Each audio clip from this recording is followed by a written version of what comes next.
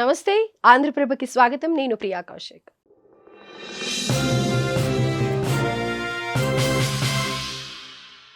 ప్రసిద్ధిగాంచిన ఓరుగల్లు శ్రీ భద్రకాళి అమ్మవారి దేవాలయ అభివృద్ధికి రాష్ట్ర ప్రభుత్వం 50 కోట్లు విడుదల చేసింది.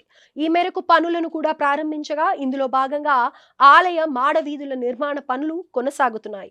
ఆలయానికి వచ్చే భక్తుల సంఖ్య రోజు రోజుకి పెరుగుతుందన్న ఆమె వారికి ఎలాంటి అసౌకర్యాలు కలగకుండా ప్రత్యేక ఏర్పాట్లు చేస్తున్నట్లు తెలిపారు. భద్రకాళి అమ్మవారిని ప్రధాని మోదీ దర్శించుకున్నప్పటి నుంచి ఇతర రాష్ట్రాల నుంచి సైతం భక్తులు భారీ సంఖ్యలో తరలి వస్తున్నారన్నారు.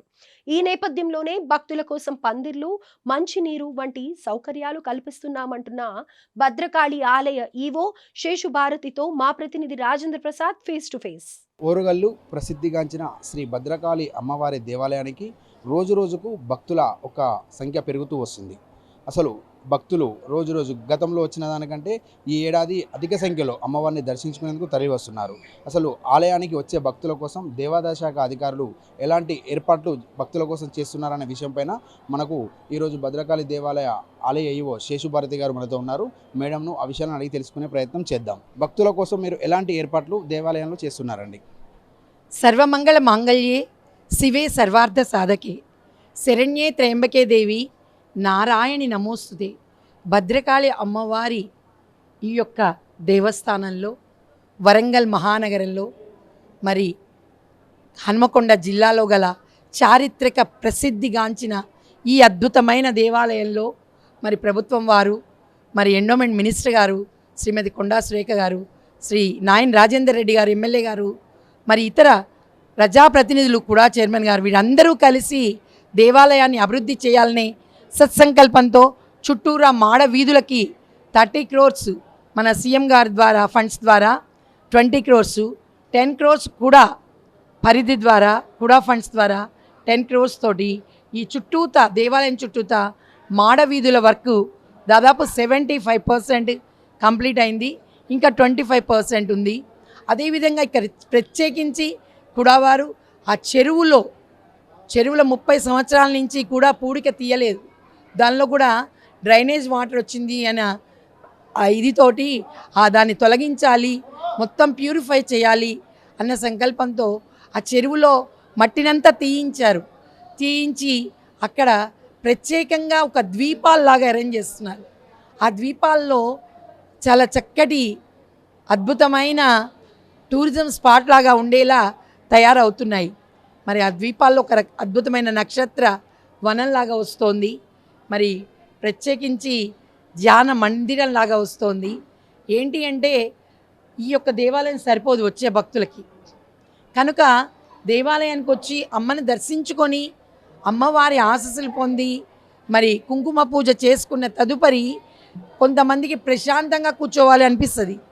అలా కూర్చోవాలి అనుకున్న భక్తులు ఎవరైనా ఆ ధ్యాన మండపంలో కూర్చొని ప్రశాంతంగా అమ్మతో కనెక్ట్ అయితే అసలు మీరు ఒక అద్భుతాలు చవి చూస్తారు.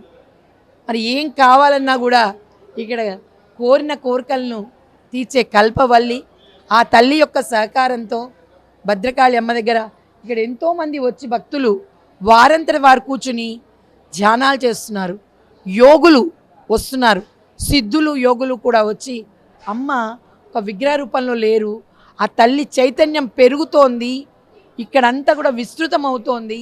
కనుక మీరు ఏ మాట మాట్లాడినా మంచినే మాట్లాడండి, మీకు ఏం కావాలన్నా మంచిగా మాట్లాడండి, నెగిటివ్ థాట్ కూడా రానియకండి, మంచినే ఫీల్ అవ్వండి అని తెలియజేస్తున్నారు. అదేవిధంగా మొన్ననే రీసెంట్గా మన ఎండోమెంట్ మినిస్టర్ గారైన శ్రీమతి కొండా సురేఖ గారు, ఎమ్మెల్యే గారైన నాయన్ రాజేందర్ రెడ్డి గారు కలిసి మన దేవాలయ ప్రాంగణంలో ఒక రాజగోపురానికి శంకుస్థాపన చేశారు. అదే వేద పాఠశాలకు వేద విద్యార్థుల కొరకు ఒక వేద పాఠశాలను కూడా శంకుస్థాపన చేయడం జరిగింది. అతి త్వరలో ఆ వర్క్స్ కూడా కంప్లీట్ అవుతాయి. అదే కాకుండా ఇంకా దేవాలయానికి కావాల్సిన భక్తులకు కావాల్సిన ప్రసాదాలకు పెద్ద బిల్డింగ్ని ఏర్పాటు చేయాలి, ప్రసాదాల బిల్డింగ్ అని, మరి దానికి స్టోర్ కానీ, మరి ఆఫీస్ బిల్డింగ్ ప్రత్యేకంగా, అన్నదాన సత్రానికి ప్రత్యేకంగా, అలా వివిధ రకాల బిల్డింగ్స్ను ఏర్పాటు చేయడానికి ప్లాన్లు ఎస్టిమేట్లు అయ్యాయి. అతి త్వరలో అది కూడా ప్రారంభం కాబోతోంది.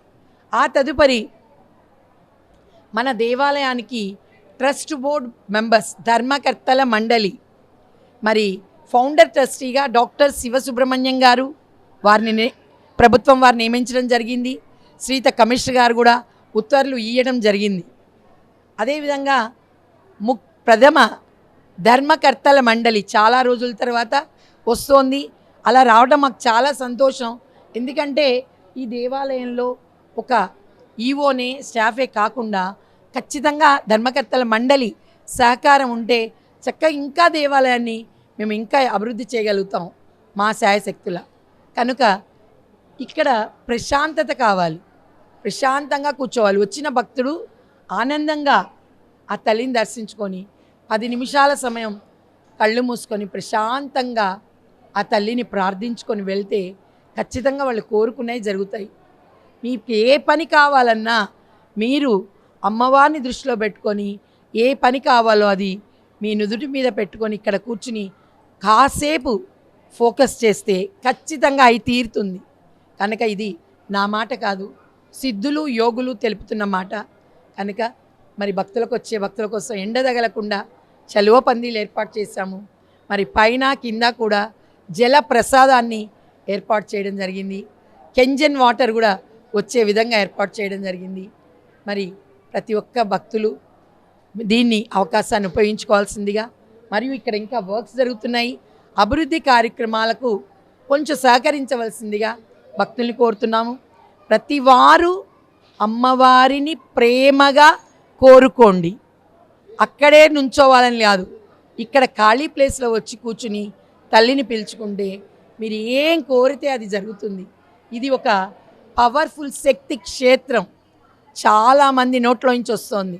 ఇది ఈ అద్భుతమైన శక్తిని మీరందరూ కూడా అమ్మవారి ఆశీస్సుల్ని అందుకోవాలని, ఆరోగ్యంగా ఆనందంగా ఐశ్వర్యంతో ఆత్మజ్ఞానంతో విలసిల్లాలని, 200 years అందరూ ఉండాలని కోరుతున్నాం. ఇంకొకటి మేడం, మన భద్రకాళి దేవాలయాన్ని మన దేశ ప్రధాని నరేంద్ర మోడీ గారు సందర్శించిన తర్వాత మన రాష్ట్ర భక్తులే కాకుండా ఇతర రాష్ట్రాల భక్తులు కూడా ఇక్కడికి వస్తున్నారంటున్నారు. దీనిపై మీరేమంటారు? శ్రీయుత నరేంద్ర మోడీ గారు, మన ప్రధానమంత్రి గారు, వారు అమ్మవారిని దర్శించిన తర్వాత చాలామంది ఇతర రాష్ట్రాల్లోని మంత్రులు వచ్చారు, భక్తులు వచ్చారు, చాలా ప్లేసుల నుంచి రావడం జరుగుతోంది.